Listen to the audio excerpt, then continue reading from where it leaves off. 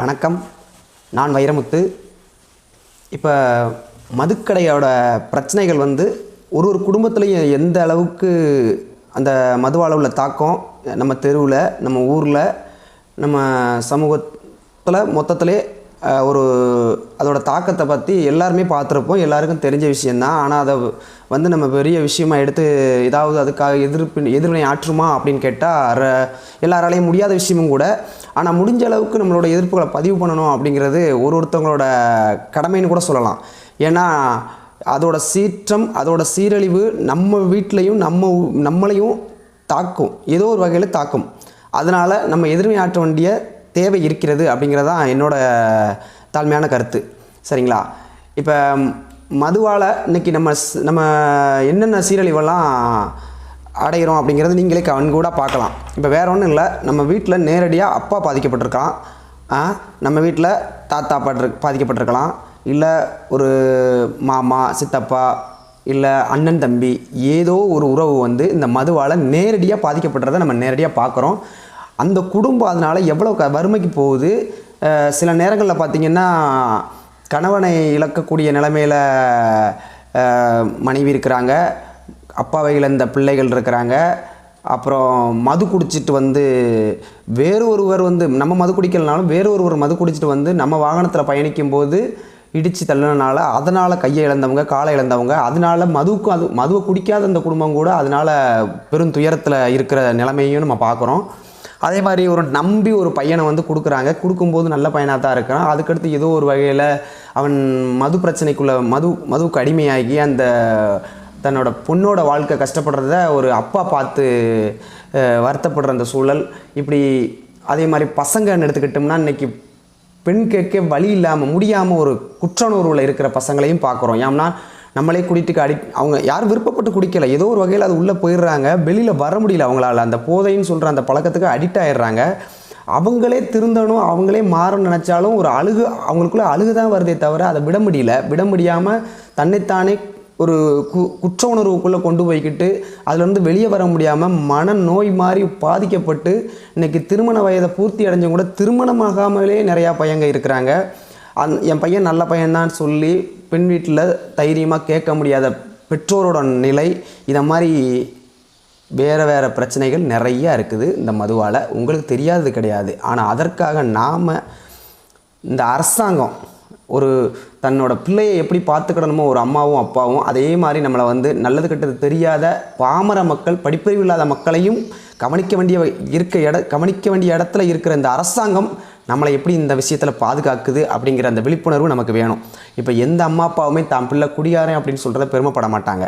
குடிக்க வைக்கணும் அப்படின்னு எந்த அப்பா அம்மாவும் நினைக்க மாட்டாங்க. அப்போ அந்த அரசாங்கமும் அப்படி தான் நடந்துக்கிடணும்னு நான் நினைக்கிறேன்.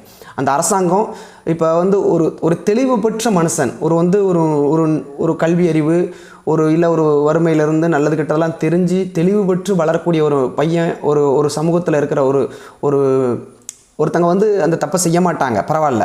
ஆனால் எந்த ஒரு இதுவுமே இல்லாமல் அது இன்றைக்கி உள்ள திரைக்காட்சிகள், திரையில் ஒரு நடிகர் குடிக்கிறத பார்க்குறது, சிகரெட் அடிக்கிறத பார்க்குறதெல்லாம் பார்த்துக்கிட்டு அந்த பிம்பத்தெல்லாம் அதெல்லாம் சரின்னு நினச்சிக்கிட்டு அதை ஒரு அறியாத வயசில் அதை சரின்னு நினச்சி பண்ணி அதனால் லைஃபுக்குள்ளே அந்த போதை பழக்கத்துக்கு அடிமையாகி அதுலேருந்து வெளியே வர முடியாத ஒரு இளைஞன், ஒரு பெரியவர்கள் இருக்க தான் செய்கிறாங்க.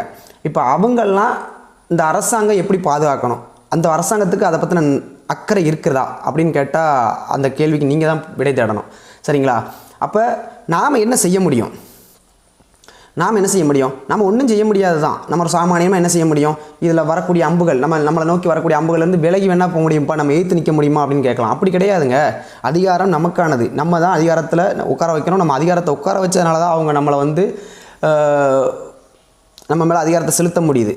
அப்போ அந்த அதிகாரத்தை நம்ம கொடுக்குற இடத்துல நம்ம இருக்கோம். அப்போ கொடுக்குற இடத்துல நம்ம தான் இருக்கிறோம். அவங்க வாங்கிட்டு தான் நமக்கு திருப்பி செய்கிறாங்க. நம்ம அதிகாரத்தை வாங்கி தான் அவங்க நம்மளோட வரி பணத்தை நமக்காக செலவிடுறாங்க. அது சரியானதாக இருக்குதா அப்படிங்கிறத நம்ம திரும்ப நினைவுபடுத்திக்கிட்டே இருக்கணும். அப்போ இந்த மாதிரி உயிர் சம்மந்தப்பட்ட விஷயங்களில் கூட அக்கறை இல்லாத இந்த ஆட்சியாளர்கள் நமக்கு எப்படி எல்லா விஷயத்துலையும் நல்லது செய்வாங்க அப்படின்னு நம்புகிறோம்னு தெரியல. இந்த நம்பிக்கைகள் மக்களுக்கு எப்பயுமே இருந்துக்கிட்டே இருக்கணும். அது நம்பிக்கை இல்லாத போகும் பட்சத்தில் அந்த அதிகாரத்தில் இருக்கிறவங்கள தூக்கி எறியதுக்கு நம்ம தயாராகிக்கிட்டே இருக்கணும்.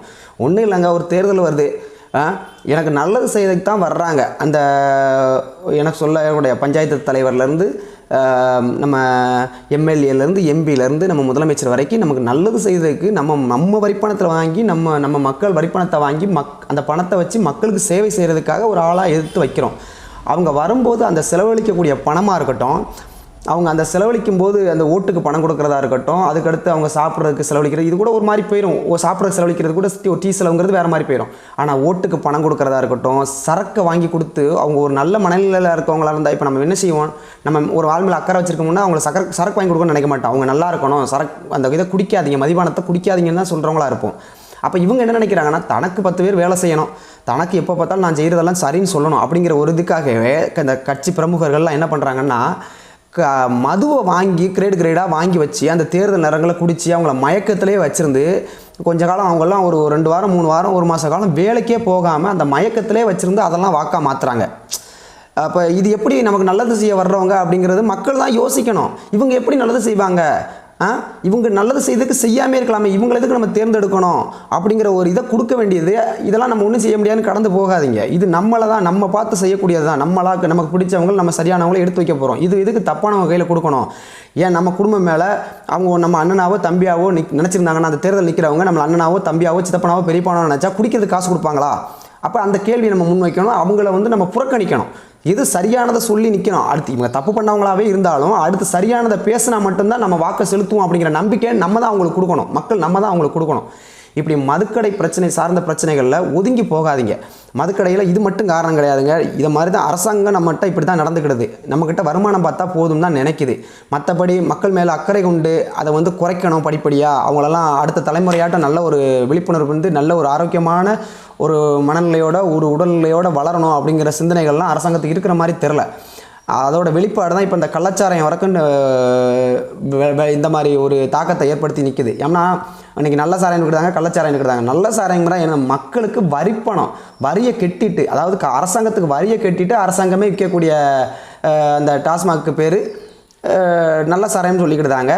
மக்களுக்கு அரசாங்கத்துக்கு அந்த வரியை செலுத்தாமல் அந்த அரச பதவிகளில் இருக்கிறவங்களுக்கு இல்லீகலாக பணத்தை கொடுத்துக்கிட்டு, காவல்துறைக்கும் அது சம்மந்தப்பட்ட துறைகளுக்கு அதிகாரிகளுக்கு இல்லீகலாக கொடுத்துக்கிட்டு விற்கக்கூடிய அந்த பானத்துக்கு பேர் கள்ளச்சாராயம் அப்படிங்கிறதும் சொல்கிறாங்க. கள்ள மார்க்கெட்டில் வந்தால் கள்ள இதுன்னு சொல்லுவாங்கல்ல, ஒரு பொருள் கிடைச்சாக்குள்ள அது கள்ள மார்க்கெட்டில் வந்ததுப்பா அப்படின்னு சொல்லுவாங்க.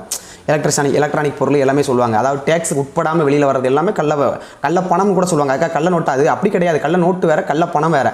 அரசாங்கத்தை வரி செலுத்தாமல் செய்யக்கூடிய எல்லாமே கள்ள நோட்டு, கள்ள பணம், கள்ளச்சாராயம், அந்த வகையில் தான் கள்ளச்சாராயம். சரிங்களா? இதனால் கருப்பு பணம்னு கூட சொல்லுவாங்கள்ல, அந்த இதெல்லாம் இதில் தான் வருது. அதனால் சில விஷயங்களை எதிர்த்து சக மனுஷனாக நமக்கு என்ன அப்படின்னு கடந்து போகாதீங்க. இப்போ வேறு ஒன்றும் இல்லைங்க, நம்ம ஊருக்குள்ளே ஒருத்தங்க இருக்கிறாங்க, ஒரு அப்பா அம்மா தெளிவாக இருக்கிறாங்கங்க, குடிக்கலைங்க, அவங்க தொழில் உண்டு, அவங்க வேலை உண்டு, தொழில் உண்டு, அவங்க தொழிலை பார்த்துக்கிட்டு இருக்கிறாங்கங்க.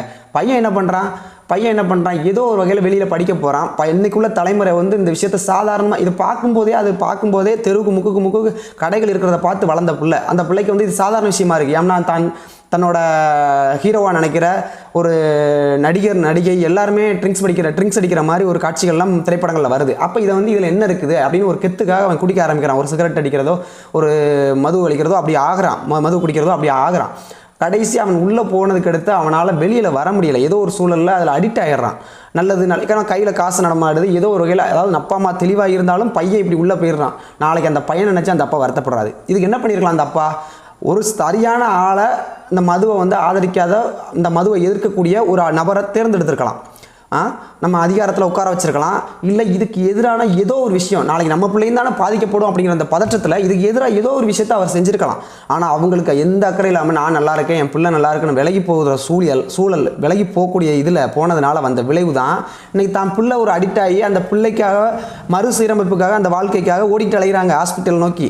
இதெல்லாம் நடக்குது. நம்ம சுற்றி இருக்க நண்பர்கள், நம்ம ஊருக்குள்ளே, நம்ம கிராமப்புறங்களில், நம்ம இணையதளத்தில் பார்க்கணும், எல்லா விஷயங்களையுமே நடக்குது. அப்போ நம்ம நமக்கு நடக்கலை அப்படின்னு சொல்லி ஒதுங்கி போகாமல் இதுக்கு எதிர்வினை நம்ம என்ன செய்கிறோம், நம்ம பங்குக்கு என்ன செய்கிறோம், அதிகபட்சம் சரட்டானவங்கள்ட்ட அதிகாரத்தை கொடுக்குறது தான் முதன்மையானது. அது இல்லை, அதுக்கு கொஞ்சம் காலம் ஆகும். அப்படின்னா இன்றைக்கி நிலைமைக்கு இதுக்கு எதிராக நம்ம என்ன செய்யலாம்? ஒரு தேர்தல் வரும்போது அந்த மது கொடுத்து ஓட்டு கேட்குறவங்க ஒருத்தன் தெரிஞ்சாலும் அவனை புறக்கணிக்கணும். அவங்களுக்கு அப்படி கொடுத்து வர்றவங்க நினைக்கிறவங்கள ஊருக்குள்ளே விடக்கூடாது, நம்ம தெருக்குள்ளே விடக்கூடாது. என்கிட்ட ஓட்டு கேட்குற அருகதையும் உனக்கு இல்லை அப்படிங்கிற மாதிரி அவங்கள வந்து புறக்கணிக்கணும். அப்படி புறக்கணிக்கிறதை கற்றுக்கிடணும். நமக்கு வருது, நமக்கு சும்மா கொடுக்காங்க, நமக்கு லாபம் தான் அப்படின்னு நினச்சி வாங்கி கொடுக்குற அந்த பெரிய ஆளுகளும் இதை அறவே ஒழிக்கணும். விட்டுட்டாங்கன்னாலே நிறையா மாற்றங்கள் வரும். அதான் சொல்கிறோம்ல, மாற்றம் வந்து யாரோ ஒருத்தங்களால் வரக்கூடியதில்லை. நாம் எப்படி இருக்கணும்னு நினைக்கிறோமோ அப்படி நாம் இருந்தோம்னாலே மாற்றம் தான். முதல் நம்ம நினைக்கணும், நம்ம எந்த சைடு நிற்கிறோம், நம்ம இதை ஆதரிக்குமா எதுக்குமா அப்படிங்கிறதுல நாம் உறுதியாக இருக்கணும். எல்லாரும் செய்கிறான் அதனாலே அதுதான் சாத்தியப்படும் அப்படின்னு சொல்கிறது வந்து ஒரு உண்மையை சொல்லப்போனால் ஒரு கோழைத்தனம். எல்லாரும் சொல்கிறனால அதுதான் நடக்குங்கிறது கோழைத்தனம். சரியானது எதுவோ அது அந்த பக்கம் நின்று அதுதான் சரியானதுங்கிறத நம்மளோட வாதத்தை நம்ம புரிஞ்சதை எடுத்து சொல்லணும். அதுதான் சரியானதே தவிர எல்லாமே இருக்கிறதே அப்படின்னா அப்படியே விட்டுட்டு போயிடலாமே. அப்போ இன்னைக்கு 10% பேர் குடியாரனா இருக்கானா, நாளைக்கு 50% ஆகும், அது 90% ஆகும். நாளைக்கு ஒரு மோசமான சமூகம் ஆயிரும், நாளைக்கு வாழ முடியாத ஒரு சூழல் ஆகும். அதுக்காக அப்படியே விட்டுட்டு போயிடலாமா? அப்படி கிடையாது. தவறானது ஒன்று நடக்கும்போது அதை எதிர்த்து நிற்கணும். நாம் எந்த சைடு நிற்கிறோம் அப்படிங்கிறது தான் முக்கியமானது. சரிங்களா? அதனால் இந்த விஷயத்தில் என்ன செய்யலாம் அப்படின்னு கேட்டிங்கன்னா, அதிகாரத்தை எதிர்த்து இதை ஆதரிக்கிறவங்களுக்கு அதிகாரத்தை கொடுக்காமல் இருப்பது. அதுக்கடுத்து இதையே கொடுத்து ஓட்டாக மாற்ற நினைக்கிற அந்த மது பானத்தையே கொடுத்து ஓட்டாக மாற்ற நினைக்கிறவங்களுக்கு வாக்கு செலுத்தாமல் இருப்பது, அவங்களை புறக்கணிப்பது, இப்படிங்கிற விஷயத்தை மக்கள் தொடர்ந்து செய்யும்போது இதை வந்து அவங்க செய்ய மாட்டாங்க. இவங்க செய்யாட்டாலே அடுத்து இதனால் வருமானம் பார்க்கக்கூடிய அந்த நிறுவனங்கள் வந்து ஆட்டோமேட்டிக்காக பயப்படுவாங்க. ஏன்னா இந்த மக்கள் விழிப்புணர்வு அடைஞ்சிட்டாங்க அப்படிங்கிறதுல அவங்க வந்து கொஞ்சம் கொஞ்சமாக பேக் அடித்து போயிடுவாங்க. இப்படி இந்த நிலைமைகளை வந்து நம்ம உருவாக்கணும். நான் சரியாக இருக்கேன், என் பிள்ளை சரியாக வச்சிருவேன் அப்படிங்கிற நீங்கள் இன்றைக்கி சரியாக இருக்கான்னு சொல்லலாம். ஆனால் 10 வருஷம் கழித்து நம்ம பையன் சரியாக இருப்பான்னு நம்ம சொல்ல முடியாது. அதுக்கு வந்து புறச்சூழலை சரி பண்ணணும். புறச்சூழல் சரியாக இருந்தால் மட்டும்தான் நம்ம வீட்டுக்குள்ளே இருக்க பிள்ளைகளும் நம்ம சரியாக வச்சிருக்க முடியும். அதுக்காக புறச்சூழலுக்காகவும் புறச்சூழல் சரியாக அமைகிறதுக்கும் உங்களை ஈடுபடுத்தி கொடுங்க.